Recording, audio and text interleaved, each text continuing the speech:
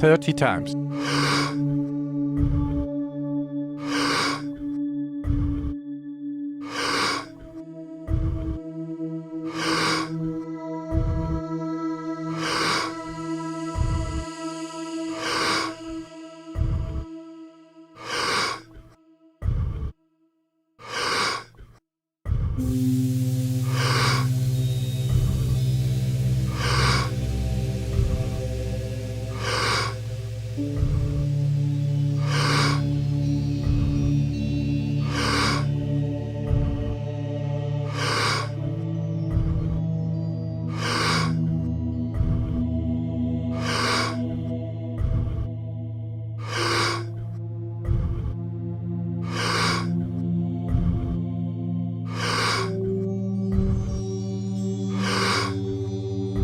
Ten times more.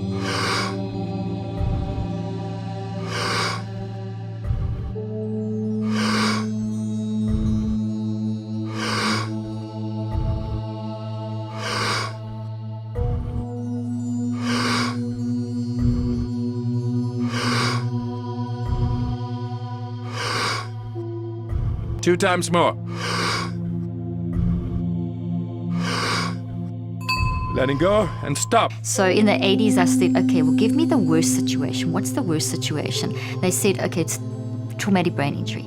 Once someone's had a traumatic brain injury, and I mean, your dad went through one, that's it. Pretty much that's, written off. And we were trained, as I said, to compensate. So I said, okay, well, there's hardly any research in the 80s on brain injury and on how to treat it. And so I thought, okay, well, I'm going to start there. And so I worked with people that had been in comas for like longer than 2 weeks. And at that stage, if you were in a coma for longer than 8 hours, the brain damage was considered irreversible.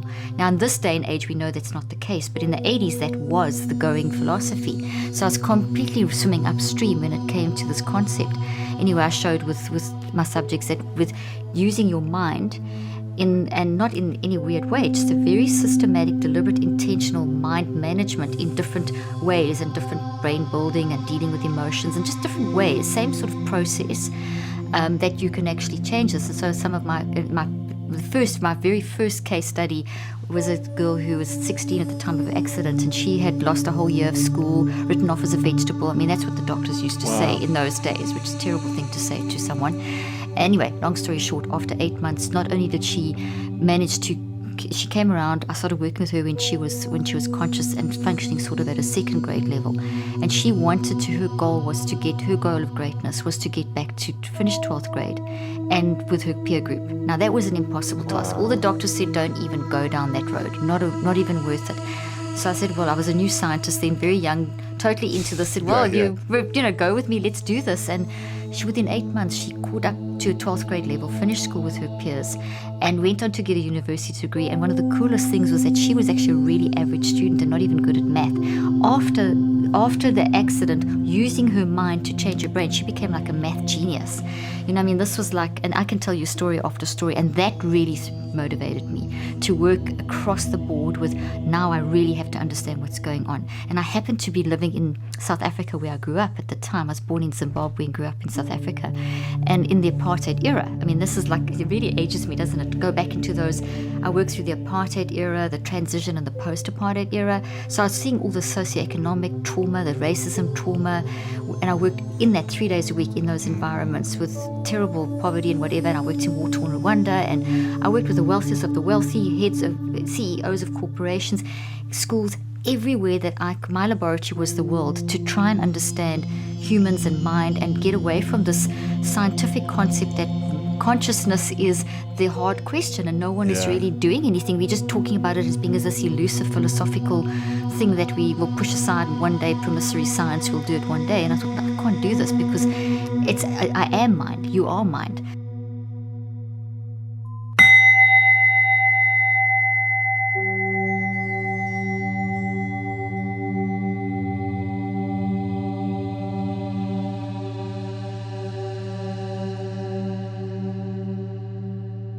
"30 times.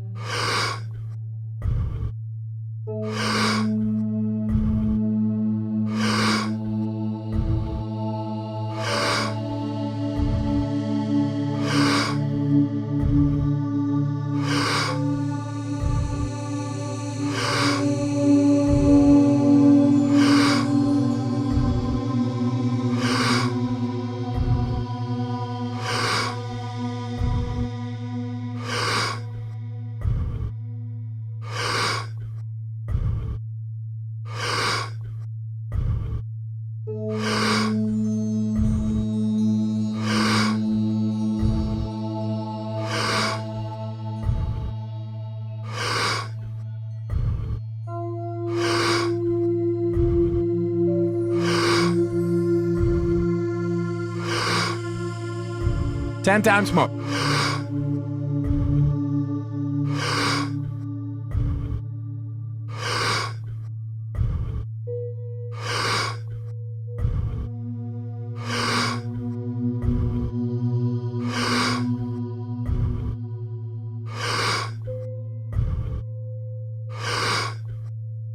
Two times more.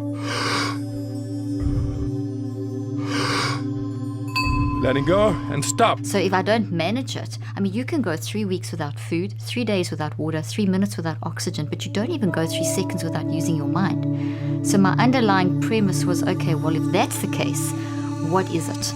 And how do we manage it? And if I don't manage it, what I did from my research, you can learn to manage it. Mind is malleable. You can direct the neuroplasticity of your brain. I did some of the first neuroplasticity research in my field in the late 80s, early 90s. Before it was accepted by the mid-90s, neuroplasticity was, well, that's it. And I showed that my underlying argument or thesis was, well, if our mind is always changing, which it is, so you wake up, you're experiencing everything, conversations, the emails, life, politics, you're immediately immersed in life, and you're processing that through your mind, you're growing it into your brain, and you're doing this every moment of the day. So if I don't control it, it's a mess.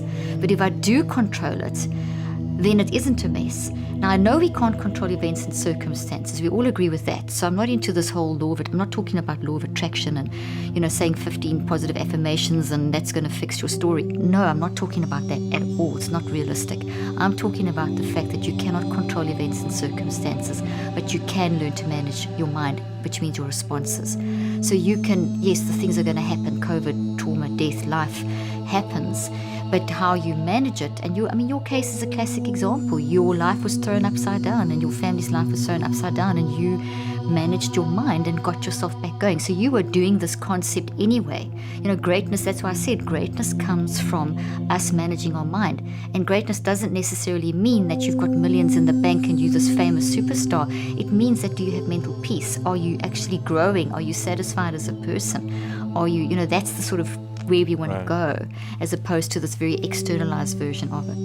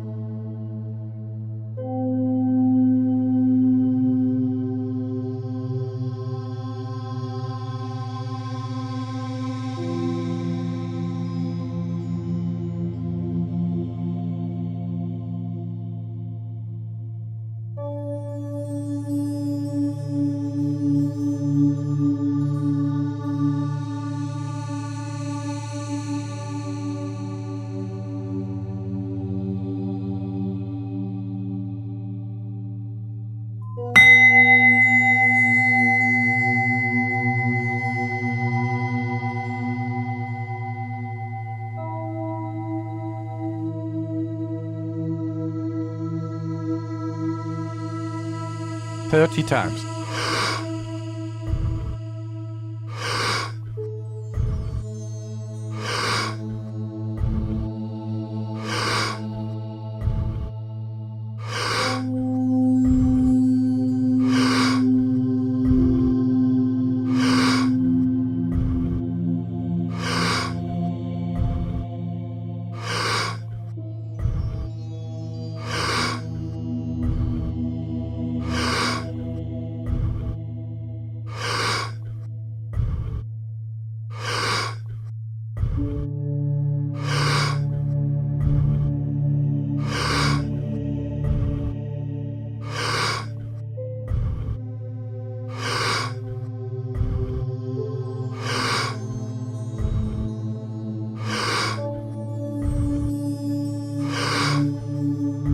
Ten times more.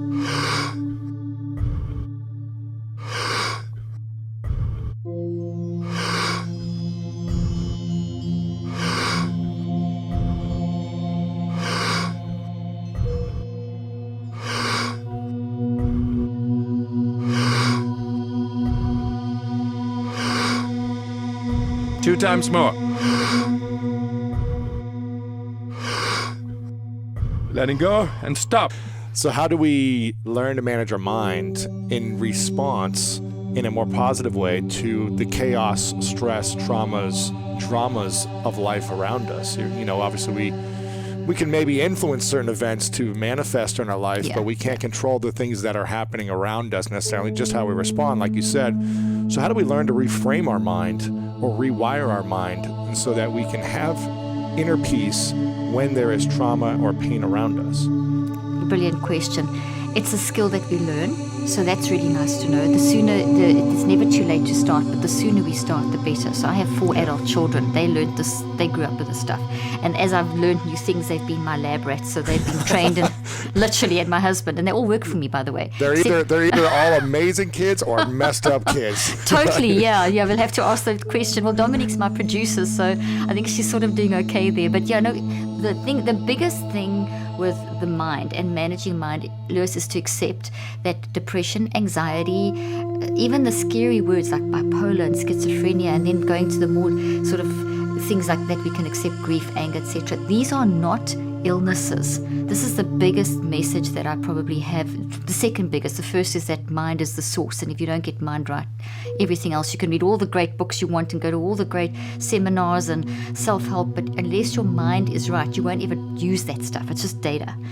And so there's another step missing, and it's understanding that autonomy, that sense of agency that we have to manage what's going on around us, and to accept part of mind management is not to make the bad stuff go away, but to know how to live in the bad stuff because it's not going away. So despair, anger, depression, anxiety, these are all completely normal responses. In fact, they're very helpful. They're helpful messengers and warning signals as opposed to being scary illnesses. They are not neuropsychiatric brain diseases like we've been told. They are actually responses, and because they are responses of our mind in the world, we use our brain and body to express them, because we've got the mind has to have the brain and body to build the thoughts, and then we use that to speak. We're using our physical to store what we've processed and to convert and then to speak. So obviously, if our mind's a mess, our brain and our body will be a mess. But because our brain's neuroplastic, and if we manage our mind, we can change our brain. We can change our DNA. Literally, that's what I've shown in my research. You can literally change your DNA, your blood markers, literally. If you change your mind? If you change your mind, you can immediately influence your biomarker.